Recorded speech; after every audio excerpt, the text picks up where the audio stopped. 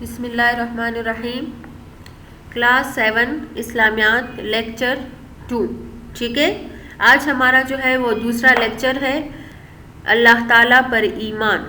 ہم نے پڑھا تھا کہ ایمان مفصل میں جتنی بھی چیزیں ہیں ان سب پر ایمان لانے سے ہمارا ایمان جو ہوتا ہے وہ مکمل ہوتا ہے. ٹھیک ہے، اچھا جی، اب اس میں جو پہلی چیز تھی وہ کیا تھا؟ آمنت باللہ، یعنی اللہ تعالیٰ پر ایمان لانا. اللہ تعالیٰ پر ایمان لانے سے جو ہے وہ ہمارا ایمان کیا ہو جاتا ہے؟ مکمل ہو جاتا ہے. ٹھیک ہے، اب دیکھیں اللہ تعالیٰ اپنی قدیم ذات اور صفات کے ساتھ خود بخود موجود اور موصوف ہے. ٹھیک ہے، اور اس کے سوا تمام اشیاء اسی کی ایجاد سے ہوتی ہے. ٹھیک ہے نا. اب نیچے دیے گئے عقائد میں سے ہر عقیدے پر ایمان رکھنا ہر مسلمان کا کیا ہے؟ فرض ہے.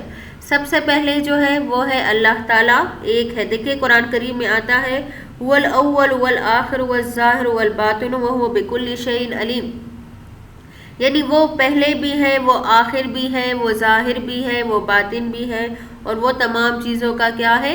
جاننے والا ہے. ٹھیک ہے، آگے ہے اللہ ہی عبادت کے لائق ہے، اللہ کے سوا کوئی عبادت کے لائق نہیں ہے. ٹھیک ہے، اب دیکھیں قرآن کریم میں آتا ہے لو کان فیہما آلہۃ الا اللہ لفسدتا، اگر اللہ کے سوا کوئی اور معبود ہوتا تو کیا ہوتا؟ زمین میں فساد ہوتا. ٹھیک ہے، اللہ کا کوئی شریک یا ساجی نہیں.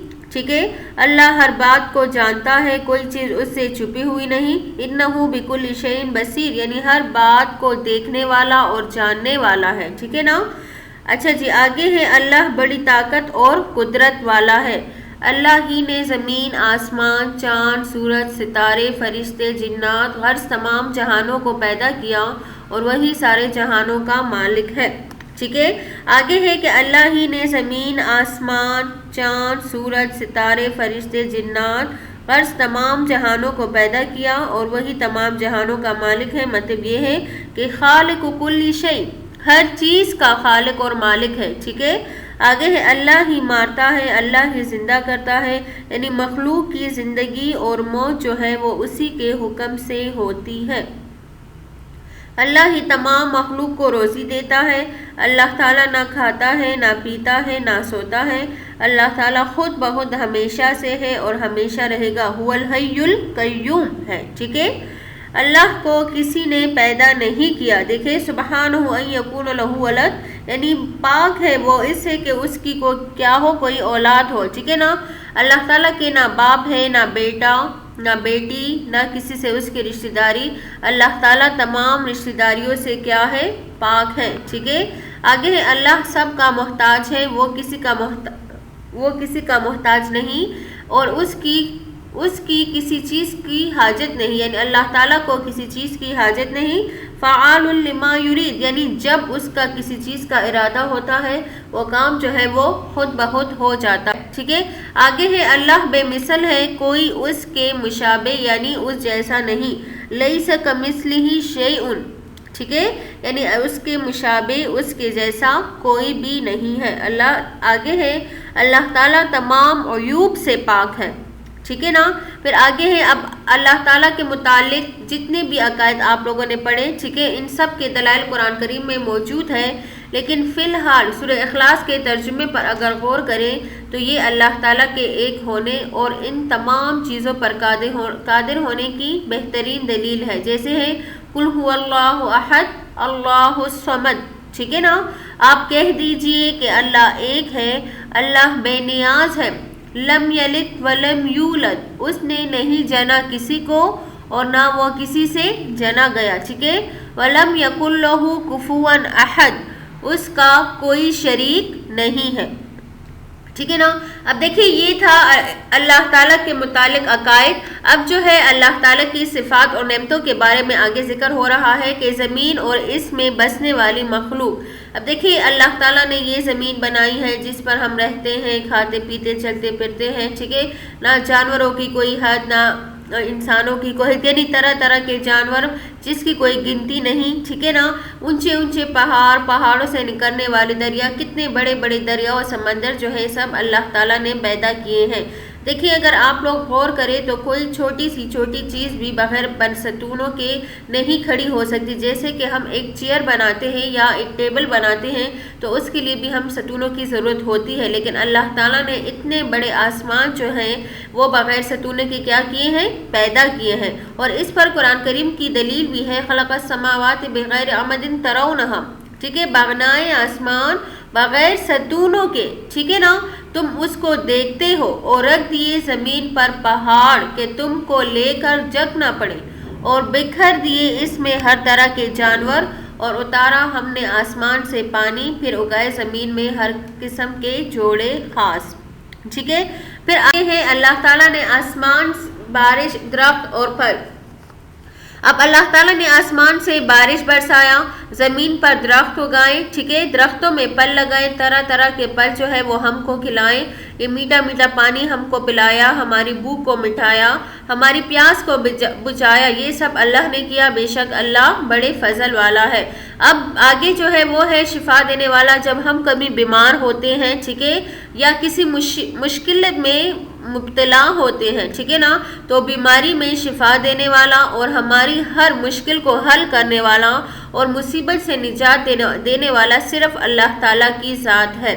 ٹھیک ہے، پھر اگر ہم اپنے جسم پہ غور کریں تو اللہ تعالیٰ نے ہمیں دیکھنے کے لیے آنکھیں دیے ہیں، سننے کے لیے کان دیے ہیں، لکھنے کے لیے ہاتھ دیے ہیں، پاؤں دیے ہیں چلنے کے لیے. تو اسی طرح اگر ان میں سے ہم سے ایک نعمت بھی چلی جائے تو کوئی ایسا بندہ نہیں ہے کہ وہ اس کو دوبارہ اسی طرح جوڑ سکے. ٹھیک ہے نا. اب آگے جو ہے ہوا، روشنی. اب اللہ تعالیٰ نے دیکھے ہمیں ہوا دی، کھانے پینے سے زیادہ جو ہے وہ ہمیں ہوا کی ضرورت ہوتی ہے. کھائے پیے بغیر تو کئی دن تک انسان زندہ رہ سکتا ہے، لیکن ہوا کے بغیر جو ہے وہ 1 گھنٹہ بھی انسان زندہ نہیں رہ سکتا. ٹھیک ہے نا. اب یہ دن اور رات جو ہے دیکھیں اللہ تعالیٰ نے دن کو بنایا ہے کام کے لیے، ٹھیک ہے، تاکہ انسان رات میں آرام کرے اور ساری دن کی تکان جو ہے وہ دور ہو. ٹھیک ہے نا. تو دیکھیں اللہ تعالیٰ نے ہمیں یہ نعمتیں، یہ روشنی، یہ دن اور یہ رات جو ہے یہ مفت میں ملی ہے. ٹھیک ہے، لیکن اس کے بدلے پر ہم پر بھی کچھ ذمہ داریاں عائد ہوتی ہیں کہ اتنی بے شمار نعمتوں کے بدلے ہم اس کا کچھ نہ کچھ حق تو ادا کر ہی دیں. ٹھیک ہے، تو ہم پر کیا ذمہ داری ہے؟ سب سے پہلے کیا ہے؟ ہم اس کے نام کا کلمہ پڑھیں، ٹھیک ہے، ہم اس کے لیے نماز پڑھیں، ٹھیک ہے، ہم اس کے نام کے روزے رکھیں، ہم اس کے لیے زکوٰۃ دیں، ہم اس کے لیے کیا کریں؟ حج کریں. ٹھیک ہے، جن کاموں کا حکم دیا ہے ان کو کرتے رہیں اور جن کاموں سے منع کیا ہے ان سے منع ہو جائیں. ٹھیک ہے، دوسروں کو بھی نیک کاموں کی نصیحت کریں اور بری باتوں، برے ماحول سے روکیں. دیکھیں جب آپ صلی اللہ علیہ وسلم نے حج ادا فرمایا تو اس میں اپنی امت کو ایک خطبہ ارشاد فرمایا. کیا فرمایا؟ صلو خمسکم، یعنی 5 نمازیں ادا کرو. ٹھیک ہے، وصوموا شہرکم، رمضان کے روزے رکھو، وحج بیتکم، بیت اللہ کا حج کرو اگر صاحب استطاعت ہو تو. ٹھیک ہے، وَأَدُّوا زَكَاتَكُمْ، اور زکوٰۃ ادا کرو. ٹھیک ہے، اللہ تعالیٰ کا ارشاد ہے وَمَا آتَاكُمُ الرَّسُولُ فَخُذُوهُ، یعنی آپ صلی اللہ علیہ وسلم آپ کو جو دے اس کو لے لو. وَمَا نَهَاكُمْ عَنْهُ فَانْتَهُوا، اور جس سے وہ منع کرے اس کو کیا کر دو؟ چھوڑ دو. اب دیکھیں اللہ تعالیٰ نے امت محمدیہ کی تعریف بھی جو ہے وہ قرآن میں بیان کی ہے. کس لیے؟ کنتم خیر امت اخرجت للناس، کہ آپ لوگ کیا ہو؟ بہترین امتوں میں سے ہو. ٹھیک ہے، تأمرون بالمعروف، کیا کرتے ہو؟ حکم دیتے ہو اچھے کاموں کا. ٹھیک ہے نا. وتنہون عن المنکر، اور روکتے ہو، منع کرتے ہو برے کاموں سے. ٹھیک ہے، اچھا، وتؤمنون باللہ، اور ایمان لاتے ہو اللہ پر. ٹھیک ہے، تو اسی طرح اب اللہ تعالیٰ پر ایمان کے بارے میں دیکھیں، عقائد کے بارے میں پڑھا اور صفات کے بارے میں ہم نے پڑھا. ٹھیک ہے، اور ہم پر کیا کیا ذمہ داریاں عائد ہوتی ہیں تو اس کے بارے میں ہم نے پڑھا. ٹھیک ہے، اس طرح آج کا لیکچر آپ لوگوں کا کمپلیٹ ہوا. عملی بک کی طرف چلتی ہیں. اب دیکھیں آپ لوگوں نے جتنے بھی عقائد پڑھے ہیں، ٹھیک ہے نا، یہ تمام عملی کتاب میں آپ لوگوں نے کرنے. دیکھیں پہلا سوال، اللہ تعالیٰ کے متعلق ہمیں کیا عقائد رکھنے چاہیے.